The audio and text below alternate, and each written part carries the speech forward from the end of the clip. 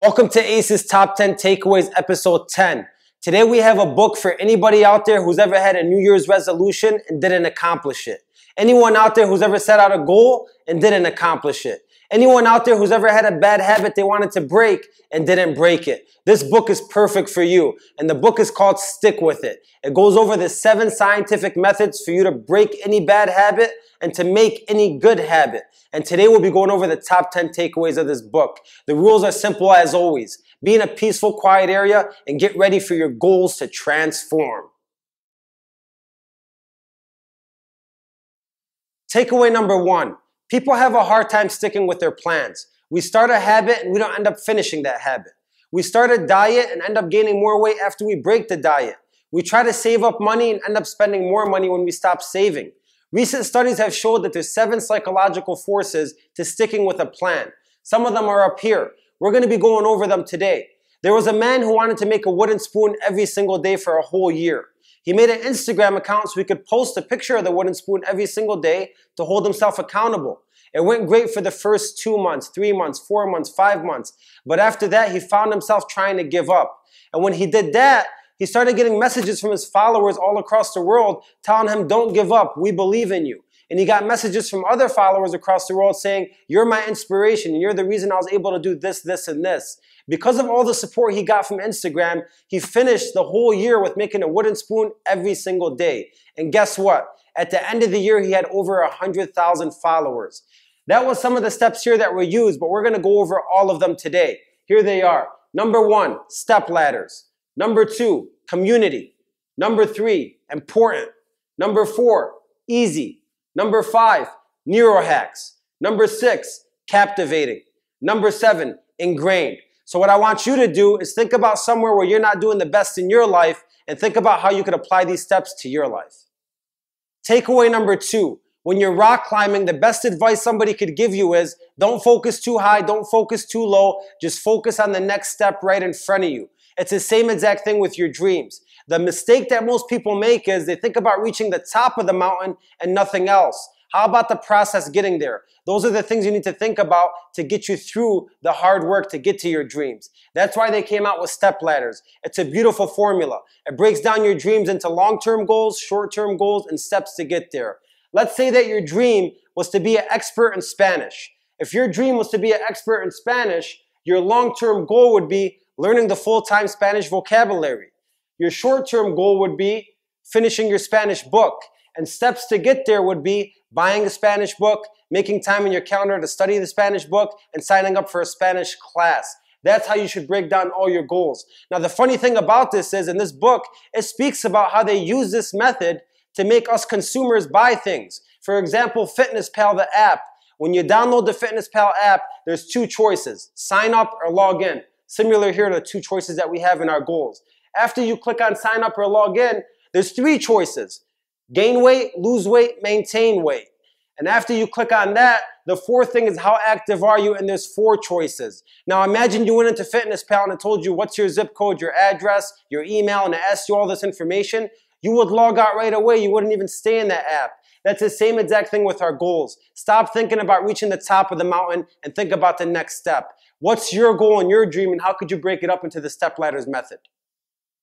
Takeaway number 3, community. Community is huge for sticking with your plans. The definition of a community is a group of people with the same religious backgrounds and same beliefs. An example of that is like Jehovah's Witnesses, meditators. These are examples of cults. Cults are the strongest kind of community there is out there. Now, when you have a strong community with everybody engaged, you create a social magnet.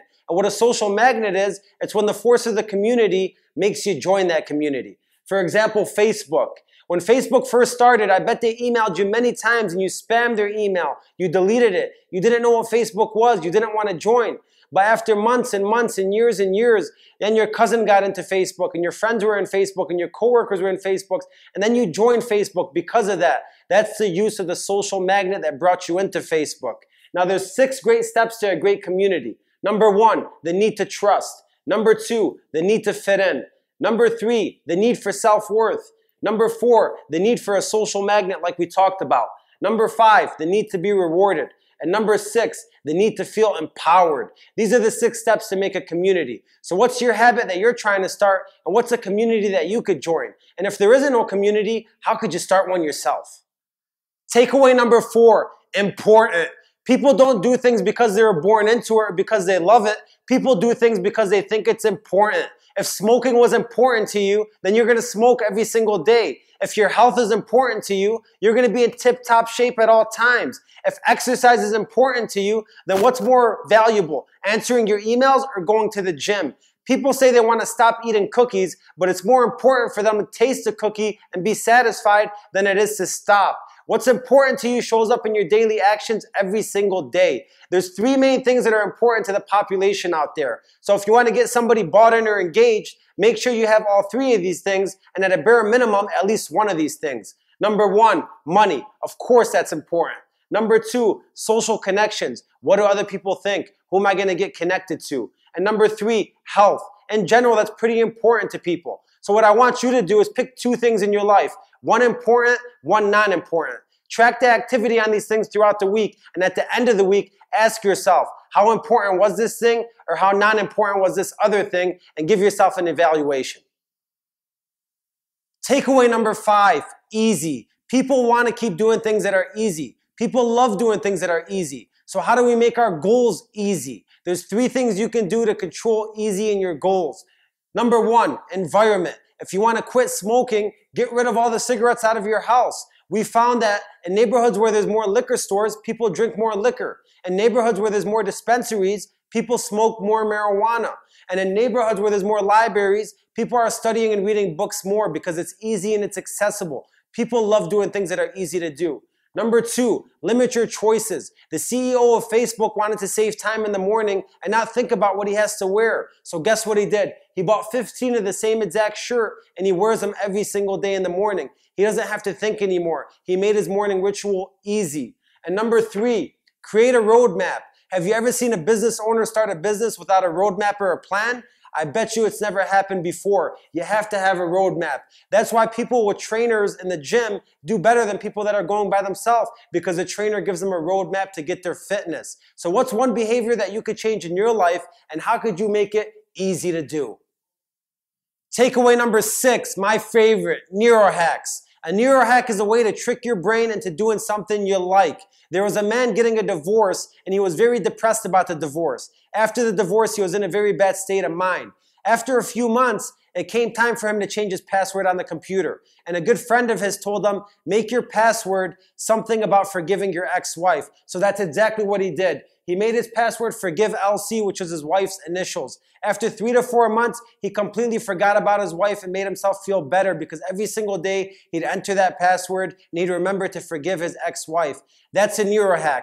After that, he wanted to quit smoking. So guess what? He made his new password on his computer, quit smoking forever. Now, every single morning when he wakes up, the first thing he's typing in his computer is quit smoking forever. This is how neuro hacks work. It's one of my favorite. I have here a Pavlok in my hand. If I press this button, it's 3 shocks. That's what wakes me up every single morning. That's how I ensure I get up at 5 in the morning every single day. Another neuro hack. Neurohacks are famous everywhere. They're used in elections, they're used in companies, and they're used in relationships. And once you go out there after this video, you're going to start noticing them more and more. They're everywhere. The last neurohack I'll tell you is this. If you want to drink more water, here's a neurohack.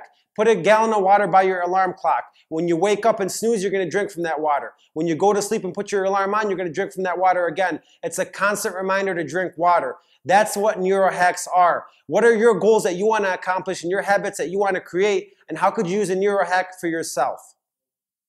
Takeaway number 7, captivating. Captivating is doing something that you're being rewarded for. Think of coupons for an example. People that use money and spend coupons end up spending more than people without coupons. Why do you think that is? It's because they're being rewarded for their spending. There's 5 things you can do to make something captivating. Number 1, make doing the right thing fun. Number 2, use the carrot instead of the stick. Number 3, don't assume money is the best reward. Number 4, forget about education, use psychology and emotions. And number 5, make the activity itself self-rewarding. Let me give you the perfect example, the American Express Delta card. Once you get one of these, they tell you that you get 35,000 free flyer miles if you spend a certain amount of money in the first month or so. What do people do? They go out running like chickens with their heads cut off to go spend that money so they can get the points. But the important thing is about captivating rewards is they're not spending the card to get the points. They're spending the card to get the points so they could travel. They're really thinking about the travel destinations they want to go to. In reality, they could have took that same money and traveled to that place a year ago. That's how captivating works. Reward your people, reward yourself for getting things done, and things will come a lot quicker and a lot more efficient. Takeaway number 8, ingrained. Ingrained is a process the brain uses to create lasting change. Brains are like cars. If you drive a car manually, it's going to be pretty difficult to do. But if you put it in automatic, it goes and does its thing. Think of your brain like a computer storing your password. It does that so you don't have to think about your password every single time. Same thing with your brain. Even works for newborn babies. How do you think newborn babies are so comfortable with their mother's voice? It's because they've been hearing it month in and month out. Have you ever had a time where you took a route to work and you got so used to that route that you didn't have to think about it anymore? That's another example of your brain ingraining something. And lastly, Michael Phelps, one of my biggest heroes out there, practices 7 days a week. How does he do it? His brain is ingrained. He has the same exact warm-up routine that he does every single day. He goes out to the field. He hits himself. He stretches out long. He listens to the same exact music every single time. His brain is ingrained. What could you do with your new habit and how could you make it ingrained? Takeaway number 9, putting it all together. So is there one way to make somebody stick with something? Of course not. If there was, every time somebody reads a good book or a motivation or you watch his video, you're going to go out there to the world and be successful. That's not usually what happens. You see, most people think that lasting change starts with the mind. And that's where most people are wrong. They want to watch a motivation. They want to go out there to the world and be a hero. That's not how it works. You got to flip these two upside down. Put behavior on top. Do the behavior first and let the mind follow. So you got the behaviors. You have the 7 forces. Now you need to know which force to use with which behavior. The easiest thing to do if you don't know is use all 7 forces to make sure that you ingrain a new habit into your life. But in the next takeaway, we're going to go over which behaviors require which of the forces and how you could use those as weapons.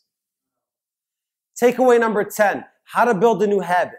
A lot of us out there use the wrong weapons to build a new habit, or B, a lot of us out there don't use any weapons at all and don't build a new habit at all. So here's what I want to show you. These are the 7 forces we went over. Now over here on the right, you have 3 different behaviors. You have an automatic behavior. That's something like biting your nails every single day. It's something you do automatically.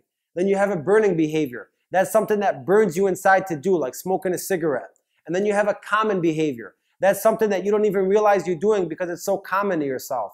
Think about going home every single night and grabbing snacks off the fridge and going to the couch. It's something you don't realize you're doing anymore. And then in the boxes, you're going to see stars. And you know what those stars mean? That's the amount of energy you put for each weapon, for each behavior. So for example, for an automatic behavior like biting my nails, I'm going to use a little bit of step ladders, a little bit of ingrained, a touch of captivating, and a touch of neuro hacks. I don't have to use easy, important, or community because it doesn't go with that behavior. So think about your behavior right now. Take a picture of this chart. Link your behaviors to this chart and know which weapons you got to use to stop all your bad behaviors today, because here's your weapon. YouTube family, thank you so much for subscribing to Ace's Top 10 Takeaways. I hope you took the book, stick with it, and you're going to apply all the weapons that we went over to all the bad behaviors in your life and all the good behaviors that you want to create in your life. Again, we're doing this for you. Like, subscribe, and share the channel with anybody you love and care about, because we want to grow organically, all of us together. And also, as you can see, the gear page is out on acezmedia.com. Down here, click on the link, check out the gear page, subscribe to the channels. And again, it's the Aces. Thank you so much.